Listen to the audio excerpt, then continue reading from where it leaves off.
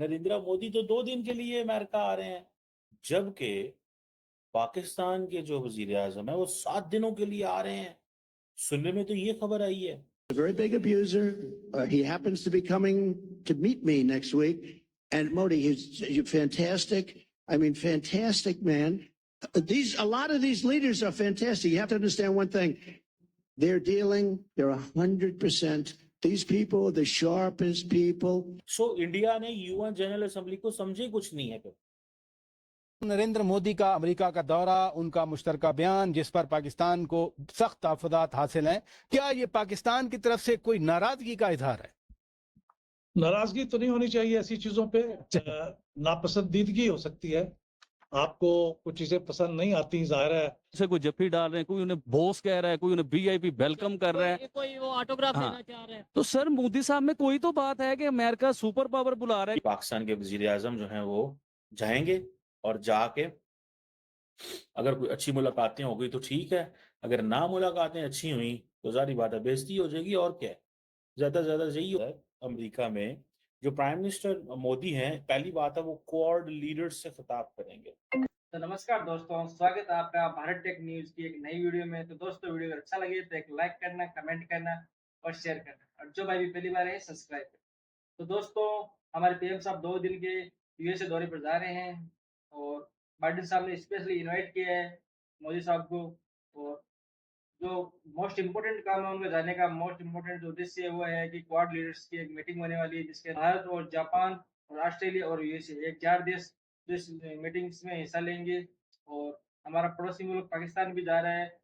वो जा रहा है 7 दिन के दौरे पर। उनके जो पीएम साहब है वो जा रहे हैं 7 दिन के दौरे पर। हमारे पीएम साहब जा रहे हैं 2 दिन के दौरे पर। तो हमारे 2 दिन के दौरे पर उनको बाइडेन साहब ने इनवाइट किया है, और ट्रम्प ने भी फैंटास्टिक मैन के इनवाइट किया है। और उनको किसी ने इनवाइट नहीं किया, कोई भी रिस्पेक्ट नहीं हो रही, क्योंकि वो $7 बिलियन का कर्जा लेने जा रहे हैं भीख के अंदर। उनके क्या रिस्पेक्ट करेगा यूएसए, और क्या ही इम्पोर्टेंस है यूएसए के सामने पाकिस्तान की, वो आप सभी को मालूम चली गया है। दोस्तों, भारत और पाकिस्तान के वज़राए आज़म जो है वो अमेरिका आ रहे हैं। मैं भी वैसे अमेरिका में हूँ, लेकिन मैं उनसे नहीं मिल रहा। लेकिन जस्ट ये आपको बताना था कि नरेंद्र मोदी तो 2 दिन के लिए अमेरिका आ रहे हैं, जबकि पाकिस्तान के जो वजीर आजम है वो 7 दिनों के लिए आ रहे हैं। सुनने में तो ये खबर आई है। अब जो शेड्यूल पता चला है वो बड़ा इंटरेस्टिंग है कि इन 2 दिनों के अंदर अमेरिका में जो प्राइम मिनिस्टर मोदी हैं, पहली बात है वो क्वाड लीडर्स से खिताब करेंगे डेलावेयर में। और आपको पता है क्वाड लीडर्स जो हैं डेलावेयर में मिल रहे हैं। डेलावेयर विलमिंगटन जो है दैट इज बाइडेन्स रेजिडेंस है, मेरा ख्याल है वहां पे जहां पे वो मिलने जा रहे हैं। सो इट मीन्स कि बाइडेन को पता है ये मेरा आखिरी इलेक्शन है, ठीक है, I won't be the president ever, one thing. Second, white house नहीं बुला रहे वो उनको, वो बुला रहे हैं डेलावेयर। डेलावेयर जो है वो मेरा ख्याल है वॉशिंगटन से कुछ 2 घंटे की ड्राइव पे है, ठीक है। By the way I am very near to Delaware. और अच्छी स्टेट है, टैक्स फ्री स्टेट है। मैं वहाँ पे काफ़ी दफ़ा गया हूँ पहले भी। लेकिन क्योंकि बाइडेन साहब वहाँ पे रहते हैं, होम स्टेट होने की वजह से वो उनको अपने घर में ही बुलाना चाहते हैं। अब क्वेश्चन ये है कि क्योंकि क्वाड समिट हो रही है, तो क्वाड समिट जो है वो उसके लिए उन्होंने कहा जी कि Japanese, Australian and Indian prime minister वहीं पे आ जाए। इंडिया जो है वो 2025 में क्वाड समिट करेगा। So it means either Donald Trump और Kamala Harris they will be visiting India in 2025। एक तो ये चीज हो गई। मुझे ये समझ नहीं आ रही कि पाकिस्तान के वजीर आजम का अभी तक शेड्यूल क्यों नहीं जारी किया गया।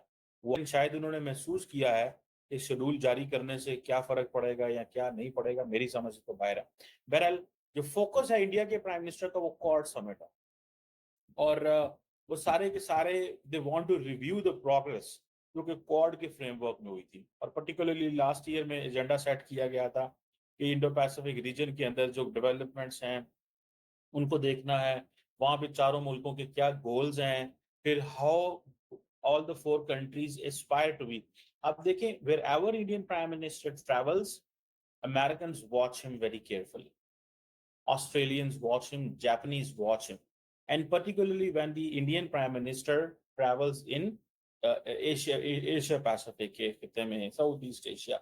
अच्छा, अब आप देखेंगे अगर आप नरेंद्र मोदी साहब की जो प्रेस कॉन्फ्रेंस या प्रेस रिलीजेस देखेंगे, तो you will find one thing which is there, and that one thing पता है क्या है?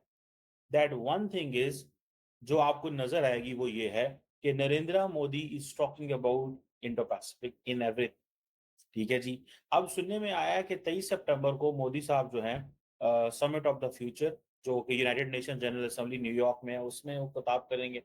और दूसरा का जो थीम है वो है multilateral solutions for a better tomorrow. देखिए, ये जो नरेंद्र मोदी साहब इस समिट में कह रहे हैं, इस समिट में क्या कहेंगे?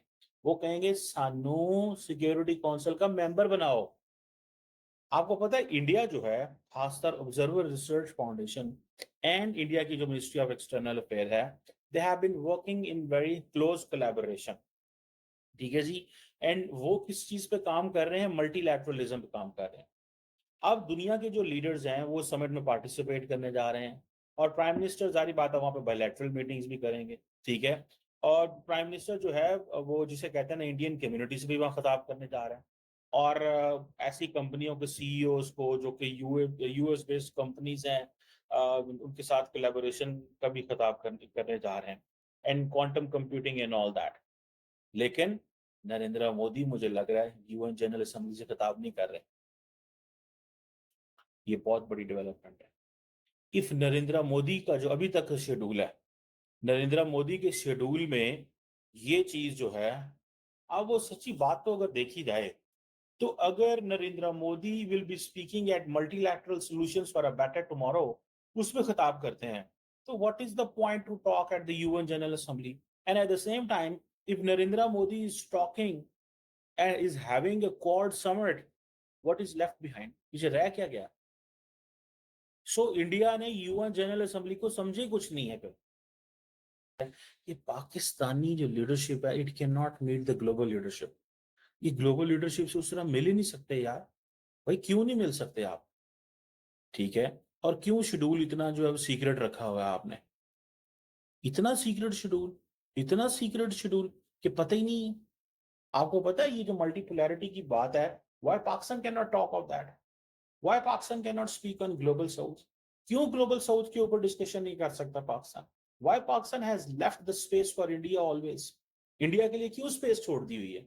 हम अगर कहते हैं कि हम एक मिलिट्री पावर हैं, we are a nuclear capable nation, ठीक है, तो हम क्यों नहीं कर सकते? हाँ, हो सकता है मोहम्मद यूनुस से पाकिस्तानी वजीर आज़म मुलाकात करें वहां। अगर पाकिस्तान न्यूक्लियर कैपेबल स्टेट है, तो क्यों नहीं? दरअसल हमने खित्ते में भी तो लोगों को मिलना छोड़ दिया है।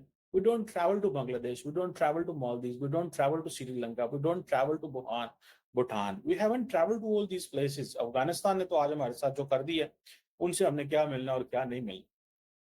ठीक है ना जी। So this is a question. ठीक है जी। दोस्तों, अब मोदी साहब के इस दौरे को देखकर पाकिस्तान में तो आग लग रही है, जाहिर सी बात है, क्योंकि यार पाकिस्तानियों को मालूम चल रहा है कि यार अपनी क्या औकात है, और आज आज इंडिया की क्या औकात हो रही है। अब जो यूएसए है, जो मतलब अपने आप में एक अलग ही शक्ति है, वो भारत को बुला रहा है, यार कुछ तो बात होगी, इसलिए वो भारत को इनवाइट कर रहा है ना, कोई तो बात है ना, वरना आपको तो इनवाइट नहीं कर रहा है कोई।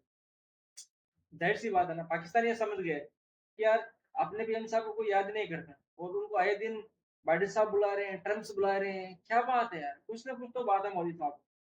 वरना हमारे पीएम साहब जाते हैं, कर्जा मांगते हैं, भीख मांगते हैं, और धुक्कार दिया जाता है।